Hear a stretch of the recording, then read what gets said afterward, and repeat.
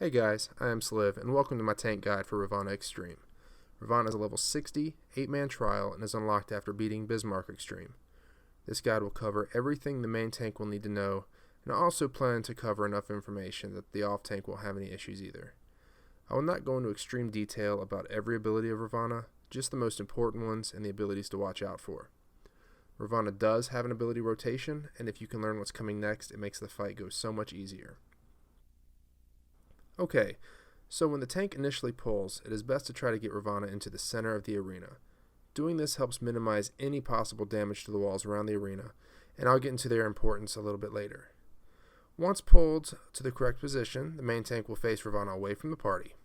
Shortly after the pull, Ravana will do his first ability called Blinding Blade. Blinding Blade is a frontal cleave ability that does high damage and is recommended to be split between the main tank and the off tank. Shortly after Blinding Blade, Ravana will use one of three shields. These shields are called the Seeing Left, the Seeing Right, and the Seeing Wings. While main tanking, if Ravana uses the Seeing Left or the Seeing Right, the main tank will want to turn around because a shield will be in front of Ravana that reflects damage. It does a knockback and also applies slow, so avoiding this is highly recommended. If Ravana uses Seeing Wings, the shields are on his sides and it's okay to attack him from the front. When a shield is up, Ravana will also have a buff icon that lasts for about 5 seconds, so that way you'll know when you can turn back around. Also, while the shield is up, Ravana will do a stomp, which really isn't that important, and then the shields will go down. Once the shields are down, Ravana will use his next ability called Tapasya. When he uses Tapasya, the tank will get hit by the first hit and will need to move out of the way because Ravana will follow up with 2 more Tapasyas about 3 seconds after the first one. After the Tapasya, Ravana will stomp again and then use another Blinding Blade, and finally he'll throw up another shield. After the second shield, Ravana will switch stances and you'll have to retarget him. He will then start casting Prelude to Liberation. During the first 75% of this cast, it is free DPS on him. As a main tank, if you have enough enmity, feel free to drop tank stance for this cast and do as much damage as you can. Once he hits about 75% on his cast, everyone must move out of AoE range so they do not get hit by the ability. If you get hit, there will be a high damage resistance debuff, which is nasty if the main tank gets hit by it. Next, Ravana will jump into the air. He will then place fire strips on the ground and target 5 players.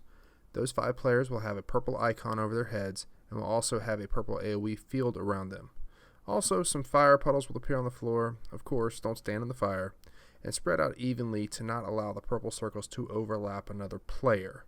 Some people get confused on this part, and you will see these again throughout the fight. It is okay for the purple circles to overlap each other as long as they're not overlapping another player. Ravana will then land in the middle of the arena and start casting Liberation. Liberation is a burn phase, and everyone in the raid will want to make sure they stack behind Ravana so they don't get hit by the Liberation cone attack. After Liberation, Ravana will jump into the air again and land somewhere around the outside of the ring. You will see Ravana appear to land 4 times. Everyone in the raid will want to go to the opposite side of where he is landing and then run towards him around the outside as he dashes across the arena.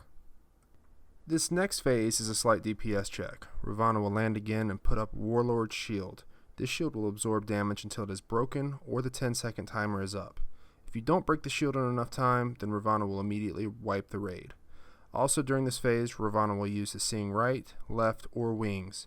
He will use 2 of them back to back, so as the main tank, be sure to turn around if Seeing Right or Left is up.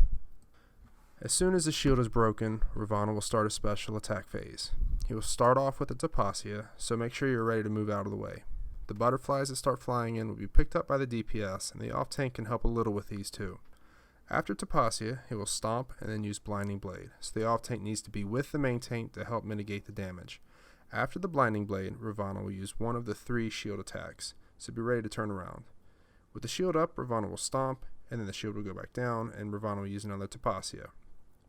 After this Tapasya, he will stomp again, then use another Blinding Blade, stomp, and followed with another Tapasya. After that Tapasya is another stomp, then Blinding Blade, followed by another Seeing Shield. Finally, when that shield falls, Ravana will start casting his special, Bloody Fuller. For a tank, this phase isn't very tough as long as you're prepared for the back and forth rotation of Tapasya and Blinding Blade. So in recap, the ability rotation of Ravana is Tapasya, Stomp, Blinding Blade, Seeing Shield, Stomp, Tapasya, Stomp, Blinding Blade, Stomp, Tapasya, Stomp, Blinding Blade, Seeing Shield, Bloody Fuller. Learn this rotation and it will be really easy. After Bloody Fuller, Ravana will prepare a knockback attack that will knock everyone off the ledge, so make sure your back is to a wall, or better yet, stand at a wall to be sure not to get knocked off. After the knockback, everyone will need to stack for the next ability to spread out damage. Ravana's animation for this attack kind of looks like he's about to fire a Kamehameha wave. After that ability, the main tank will want to run behind Ravana to turn him around so he's not facing the party. Ravana will then cast Prey on one person. That person will need to run to the main tank and pass Prey to the main tank. Now everyone should be behind Ravana except the main tank because Ravana will be firing a series of Serpanakas, which are conal AoE attacks at whichever person has Prey. This is why the main tank will need to have Prey at this point. After the series of Serpanakas, 5 orbs will spawn. The main tank will run to his closest edge, while the rest of the party runs opposite of the main tank. Now everyone will want to run clockwise around the ring, and Ravana will still be firing the Serpanakas at the tank. Once the orbs despawn, the main tank will run back to the center, and everyone else can run to the center as well and continue DPSing. The next phase, Ravana will start casting Swift Liberation. This is also a free DPS point. Once Swift Liberation is about 50%, Ravana will target 4 players. Each of those 4 players will have a set of swords over their head. If you have 1 sword, run to A, 2 swords run to B, 3 swords run to C, and 4 swords run to the unmarked or D corner. If you have a sword and you're in your correct corner, keep an eye on Ravana. As soon as he starts the animation to charge towards you, start running to the middle. This will ensure that you do not get hit by 2 charge attacks, which will instantly kill you. Right after the swords, Ravana divides the arena into 4 quadrants. For this part, you will want to assign 2 players to each quadrant so everyone knows where to run and can spread out efficiently. This part can be tricky and a lot of parties wipe at this point. With the arena divided into 4 quadrants, 4 players will also have those purple circles under them that they cannot have overlap other players or else there will be some death. As a side note, if you and the person you're sharing your quadrant with both have the purple circle underneath you, there is enough room to spread out in your quadrant to where you're not overlapping each other. Just take a look at the top right of my screen. This next phase, Ravana will start casting Final Liberation. He will also place Prey on 2 random players in the raid. A lot of people refer to this as double Prey because 2 people have Prey at the same time, and Ravana will do 2 attacks aimed at the person with Prey. Prey can be passed off to another player in between these attacks and is recommended if you have a warrior tank.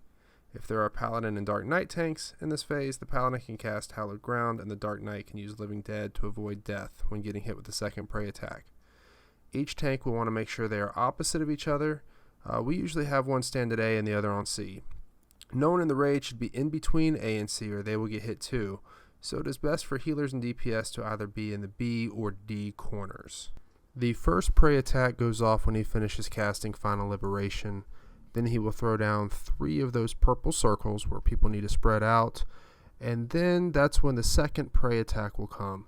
So Paladins and Dark Knights do not want to use Hallowed Ground or Living Dead until they see the purple circles on the ground, just to make sure they don't pop it too early. After the second attack from double Prey, everyone will want to run to the center of the arena, then run back out to avoid back-to-back attacks. We are now in the home stretch of the fight. From this point forward, Ravana will use attacks that you have already seen before. Ravana will now throw up a Warlord Shell, and also he'll put up a Seeing Right, Seeing Left, or Seeing Wings. As the main tank, you want to turn around whenever a Seeing Right or Seeing Left is up. Once the shield is burned down, Ravana will continue with Tapasya and Blinding Blade attacks. Of course, the off tank's going to want to split the Blinding Blade attacks with the main tank just to make sure the damage is mitigated and the tank does not die in this phase. After a few rounds of Tapasya and Blinding Blade, Ravana will jump into the air again, come back down, and do another knockback phase. This knockback phase is exactly the same as it was earlier in the fight. After Ravana does a knockback, everyone needs to stack up and split the damage from the ability that looks like the Kamehameha, and then the main tank will turn Ravana back around. Again, the person that gets Prey needs to pass Prey to the main tank and prepare for the 5 orbs that spawn. At this point, we kill Ravana, but if your DPS is a little slower, Ravana will do another phase after this one. I believe the next phase is another Swift Liberation, but I haven't seen it enough to know if it's a random phase or if it's a Swift Liberation every time. Just do the mechanics the same way as you did before, and as long as you don't hit the 10-minute enrage timer, you will have your Ravana clear. Congratulations. Also, if you thought this guide was helpful, please like and subscribe, and also leave a comment as to what other guides you would like to see. Thanks for watching. Now go get your win.